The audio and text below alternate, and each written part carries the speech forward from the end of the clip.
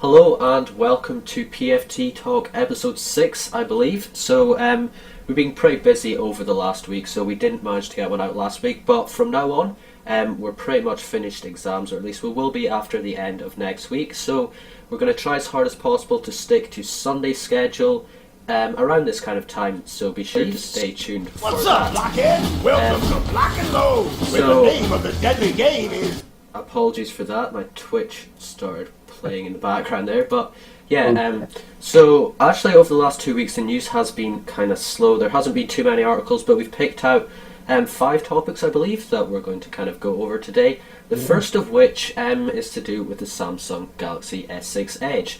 Now, Samsung released this phone, of course, a couple of months ago. We saw some new features, mainly kind of new design, and they've gotten rid of the removable back, and they've added things like a new camera and slightly beefier specs. So when this came out, there were, of course, the regular a few color options that you could choose from, and it seems that Samsung are going to kind of beef up this lineup with a few new options, design options of the Galaxy S6. Now, the first one is kind of in conjunction with the new Avengers: Age of Ultron. Samsung are actually going to be releasing a Iron Man themed Galaxy S6 Edge. So I'll try and get a picture up in the stream of the Galaxy S6 Iron Man edition, but basically what it is it comes in the colours of the basically Iron Man suit, and it has his logo on the back, I guess, which is kind of cool if you're an Avengers fan, but personally I don't... It's just a gimmick. Yeah, it doesn't make the phone any less good or any less shit. Another thing I noticed is apparently they're adding a skin to it, so over the operating system there will be an Avengers themed skin, which personally... I mean, of course you should be able to install that, but I do not see any reason why you would actually want to buy this. It's gonna, of course, have the exact same specs, the same camera, it's gonna have the same amounts of RAM and things like that. Just that kind of flashier design. You'd have to be a pretty dedicated Iron Man fan to waste, probably about 600 quid on this device. Personally, I would say if you want this kind of look, go for a phone case. Don't change your whole phone. So yeah, I'm assuming Marvel have paid Samsung a lot to release this device. I kind of wonder how much they actually paid them, because that's just kind of making the phone look horrible. Yeah. I mean, in fairness, right? If you want to make your phone look horrible even more, go for the Galaxy S6 Active, which is essentially just your Galaxy S6 phone, which in this case it's just the normal version, not the Edge. And essentially the outside of the phone is made to look like an armoured Humvee, but you don't get to drive over people with it. Basically, the idea of this is if you're working on, for example, somewhere industrial, or if you spend a lot of time in the outdoors, usually you would have to buy the phone and then you'd have to buy a case. The idea of this is that you don't have to buy a case. You simply have the phone, and it's kind of beefed up a bit, so there's better waterproofing, better dustproofing. They've gotten rid of the on-screen buttons and added physical buttons, which I don't really see how that makes it any better.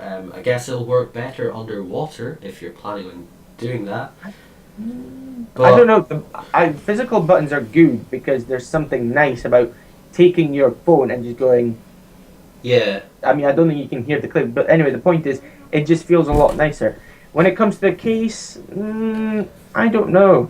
There's something pleasing about just having your phone out on its own, just the way the manufacturer wanted it to be. No, I'm not going to lie, the Active has been... it's not too popular a device exactly, but personally, over the past few generations, I've been quite interested in it, and I think it's actually going to be more popular with the S6, because of course, in the past Samsung phones have had waterproofing, but with their new, more stylish glass back design, all the waterproofing and toughness has been taken out of the phone. So if you want a Galaxy S6 it's going to be a bit tougher, this is going to be your only option.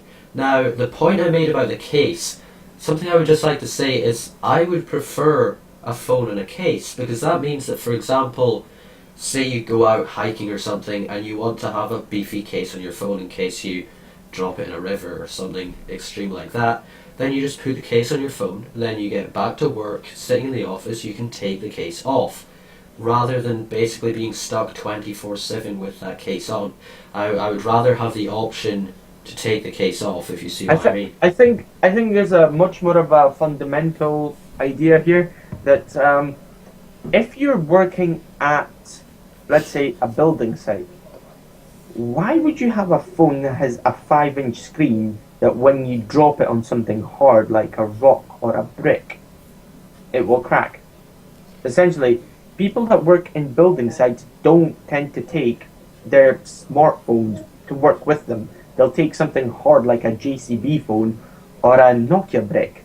Something that'll kill a man when you throw it off his head. I feel like this is the device that is easily marketable. It's going to be easy to convince people to buy this by saying it's strong. Yeah, it's a gimmick. But when you actually think about the uses, and I believe it's actually going to cost a bit more for that tougher design. So yeah, I think from Samsung it's a good move because people are going to pay that. But in reality, thinking about it, I would go for the S6 with a case, or as Patryk said, a JCB phone. So the next topic is Apple have acquired Coherent Navigation, which is a GPS navigation firm who specialise in a technology called iGPS. And iGPS systems allow for much more accurate tracking that claims to be accurate within centimetres of your location. Now, of course, using Apple Maps, I doubt you need accuracy that strong. But since Apple got rid of... you do, because Apple Maps is absolutely dreadful, and it'll show you you're in Australia when in fact you're probably somewhere in like Aberdeen or wherever. Yeah, so basically, you may remember on phones, I believe before iOS 6-ish, a couple of years ago anyway, Apple would have Google Maps pre-installed on all iPhones. Then they decided to get rid of Google Maps because they had a bit of a falling out with Google, and they changed over to their own Apple Maps, and since then it has kind of been almost the laughingstock of the technology world. It's famous for being bad at navigation. As Patryk said, you'll be in one place and it'll tell you somewhere you're somewhere completely different. Wait, what was the actual issue with Apple? Like, I can't remember. There was something definitely about being in the wrong place, but I'm pretty sure there was something else that was wrong with Apple Maps. Yeah, well, basically, this, as I said, is fairly famous for being bad, and Apple knows this. Over the past year, they've actually purchased, I believe, 5 or 6 different navigation and GPS related companies, so it's quite clear that they're working on a major update to Apple Maps, and I'm sure a lot of people are going to be very happy for this. So this might be something we see announced at WWDC along with iOS 9.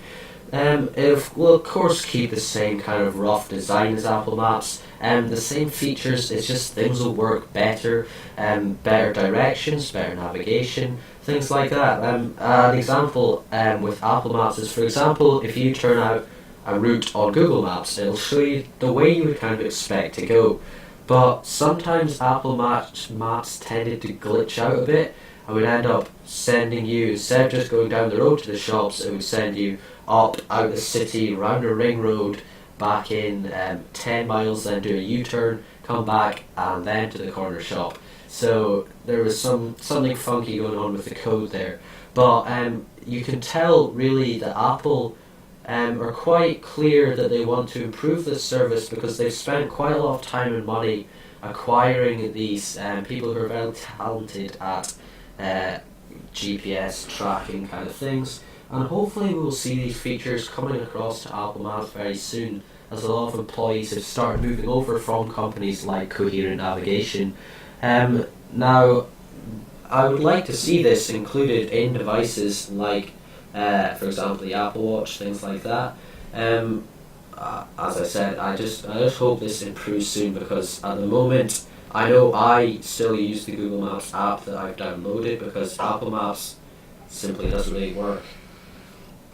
Well, yeah. I mean, as the like that's the one of the first things I did when I got my phone is literally took a lot of the standard apps that the iPhone comes with, and just took them all into one file, dumped them on a possibly the end page, and got YouTube, got Google Maps, and a few other apps that just are an incredible amount better than the standard ones that Apple provide. And I think what Apple is ultimately going to have to do is not only go for Apple Maps, but other apps as well will need to change and will need to be brought forward from where they are just now. Yeah, definitely. I mean, one aspect of the operating system that Apple certainly need to look at is multitasking. Now, on a PC, multitasking is very easy because you can have multiple screens open at the same page. You can have music playing, and in one window you might have internet, you might have Netflix, and you might have something else open at the same time. If you've got multiple screens, it's even easier. The problem with a tablet or a phone is that it's a much more of a confined space, and multitasking is usually just limited to double clicking between separate apps. Now, the problem is that on a tablet, you have roughly enough space to maybe have two or three windows open at the same time, so you can be listening to music, reading something, and maybe doing something else on the side. And the problem is that not only Apple, but there's stuff like the iPad or the Nexus doesn't actually let you do that. Instead, you need to double click between the apps or swipe between the apps. And it's really annoying because if you're writing something or preparing some sort of content, you're having to constantly flip from the web page where you're reading your information from to whatever you're doing. Now, what Apple have finally caught on is the fact that this is really, really, really annoying and painstaking and takes up time. And what they've decided to do is perhaps introduce sort of a split screen kind of idea where you would be able to have the true multitasking experience from your PC on a smaller screen. For example, you might be able to run Spotify or YouTube in one kind of tile, and then in another tile you'd have Notes or Apple Docs, whatever it's called, and then in another one you might have Safari web page open or something. And what this allows you to do is to have a much more of a complete, round user experience on the tablet. And essentially what it will do is it will bring more of the people that use their computer to the tablet, because you'll be able to do a lot more things a lot more quickly on the tablet. Now, we have seen examples of this stuff kind of being done on a much smaller scale. For example, the Galaxy Note, I believe, is able to split its screen to do two things at once, or minimize a YouTube video and overlay it over something else, like a web page. Now, this is all nice on a 5-inch device, but nobody has so far come up with a way of taking that and transferring it to a much bigger device, something like a 10-inch device that might finally give us the multitasking experience that we have been waiting for a long, long time. Now, I really do hope this comes out and coincides with the release of the iPad Pro, because, as the name suggests, the device should be aimed at a professional. Now, a professional is going to struggle to do his work without multitasking, so I think it's going to be one of the things that makes or breaks the device. One last thing I think is that it would really make sense if it was announced at WWDC, because looking back at Apple's history, it kind of coincides with WWDC and the iOS, the next version of iOS release. So keep your eyes peeled to that, because we might be seeing a whole revolution when it comes to multitasking devices. Now, for example, on computers, multitasking is generally used if you're at work. For example, if you're writing a document or something, about, for example, traffic or something for your job, then you might have a spreadsheet open on your other screen. Now on iPads, it's not going to be aimed quite at that kind of thing, because the screen, while it is bigger than things like the iPhone, it's not really big enough to have different documents open and be typing. So the thing personally I believe this would be extremely handy for is for consuming content while doing something like browsing social media or speaking to someone on WhatsApp or iMessage. So I believe this has probably happened with most people. If you're having a conversation with someone and trying to watch YouTube videos at the same time, it's extremely annoying because you have to close the app, go into iMessage, come back to the app, and then the YouTube video has to like reload and things like that.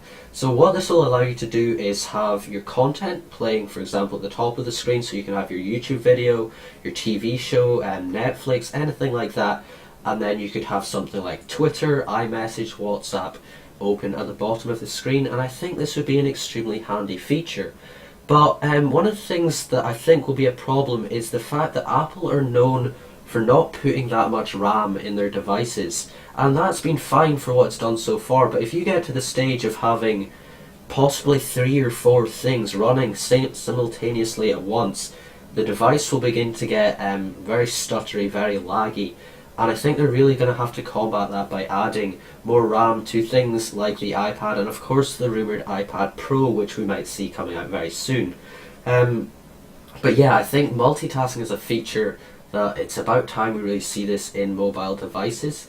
I don't really get why Apple haven't really tackled multitasking. I think it's not just an issue with Apple, it's an issue with Google as well, because, well, when you look at Android, you've got pretty much the same issue. You press your multitasking button and you get your selection of programs that are open at the same time. And so I guess it's an oversight from both sides of the field. Like you were saying about the RAM, I think the recent leaks and rumours suggest that the iPhone will be finally getting a bump in specs to 2 gigabytes of RAM. Now, 2 gigabytes of RAM is about what you would expect from a top-end flagship just now.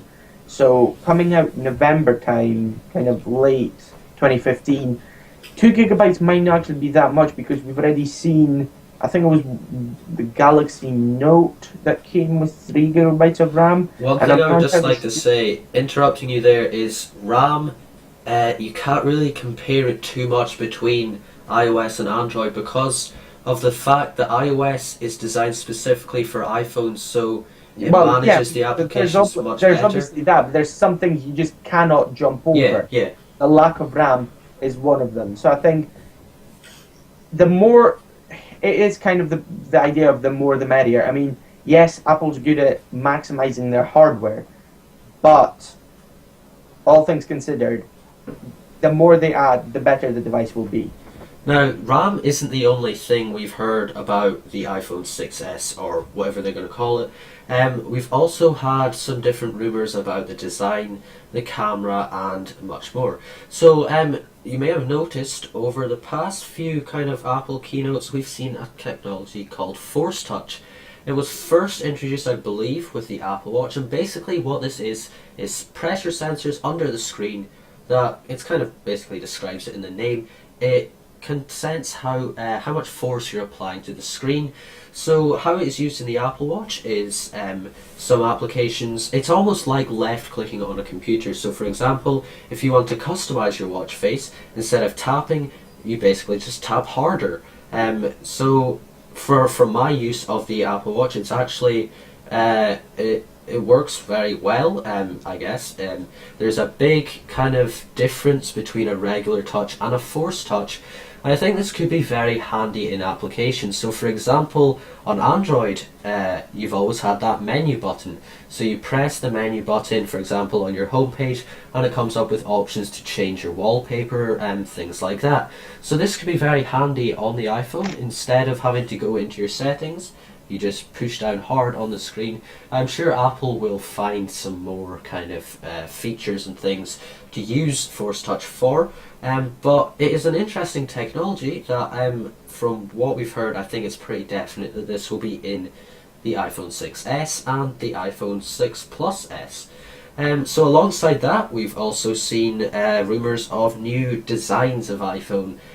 This is something that doesn't interest me at all, but apparently alongside space grey, white and gold, there's also going to be a rose gold option. So for some reason, Apple have decided that their products want to be more fashionable, and adding the more blingy devices seems to be what they're going for. Of course, this is going to appeal to some, but I really don't want a rose gold iPhone.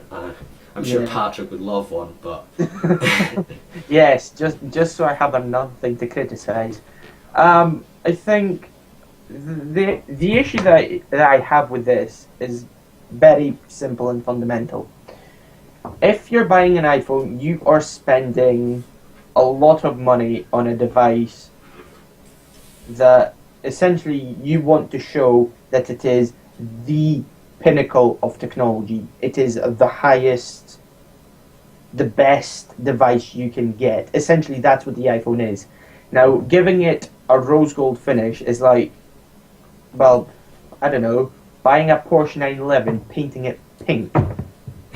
It's like, what are you doing? It's a work of art. It's beautiful design. It's beautifully crafted, and you're just messing it up. I mean, you might as well take it and hit it with a hammer.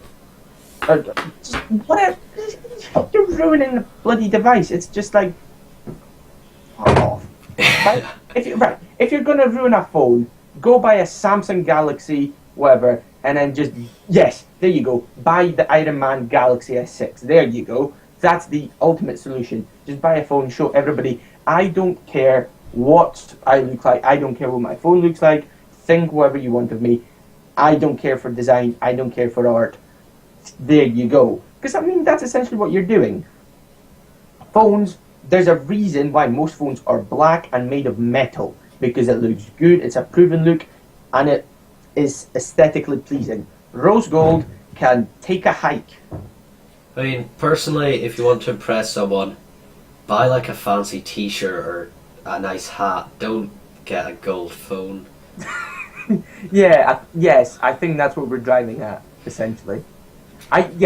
Phones shouldn't be fashion accessories. There's plenty of other things that you can use to accessorize. Don't use a phone. Leave them alone. They're works of art.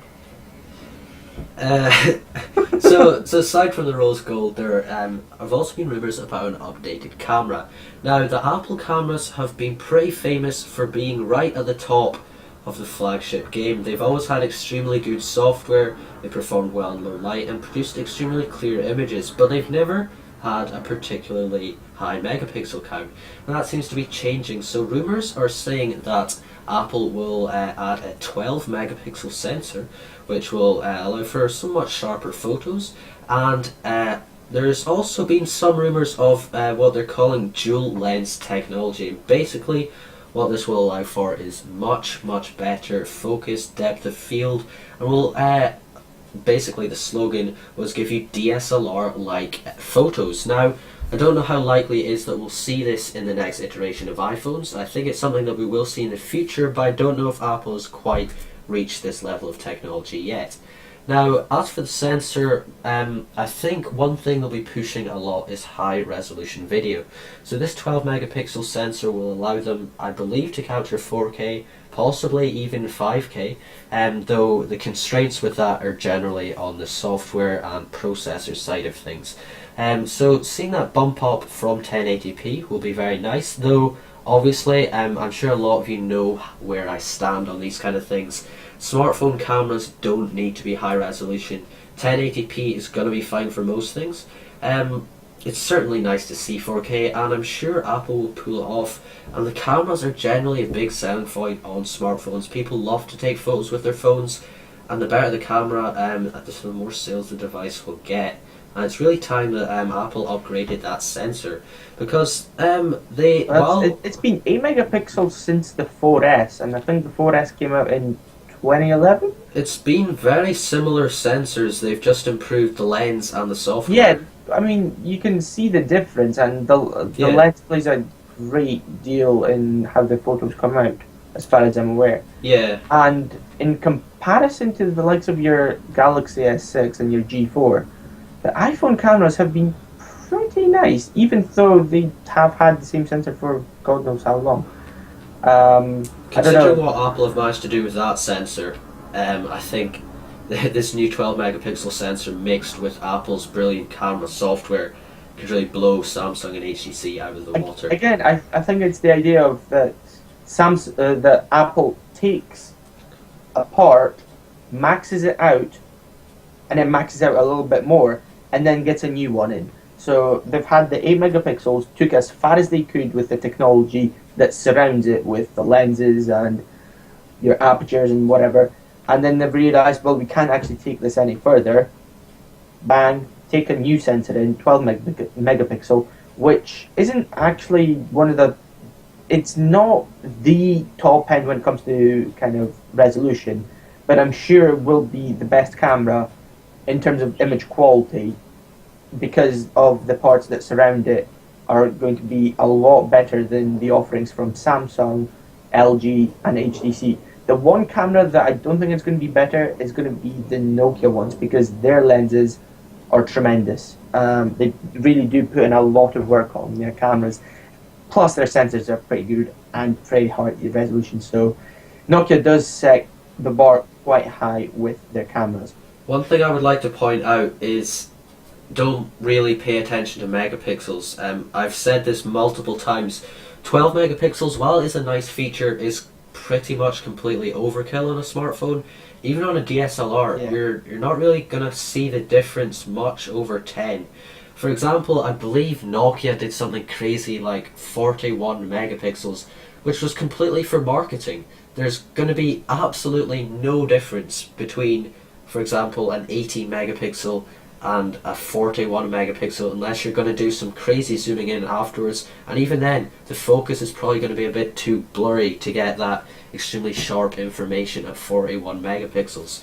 So 12 megapixels, I would say, is pretty much as far as you need to go megapixels wise on a smartphone camera. All Apple needs to concentrate is getting the lens right, getting the software right, and that will really push this camera to the top of the game. Now, that is actually our last topic. Even though there wasn't enough news, there wasn't as much news, we've still got a decent half-hour show out of this, so I really hope you guys enjoyed it. Now, most of our viewers are, of course, over on YouTube, so if you're watching this, please feel free to click that link down below and check out our Twitch channel so you can see the stream live. We update you on Twitter when we go live, so make sure to give us a follow over there. Apart from that, that has been us. Thank you very much for watching. Oh, wait, hold on. Next week we have a special show. All of this surroundings will be different, and it might actually be sunny because I'll be in Florida. Yeah, so look forward to that. Make sure to subscribe so you can see that. Give this video a like, share, and why not subscribe to our channel for much more content. Thank you very much for watching. See you. Half an hour. I'm impressed. We managed to stretch the dead cat quite a bit.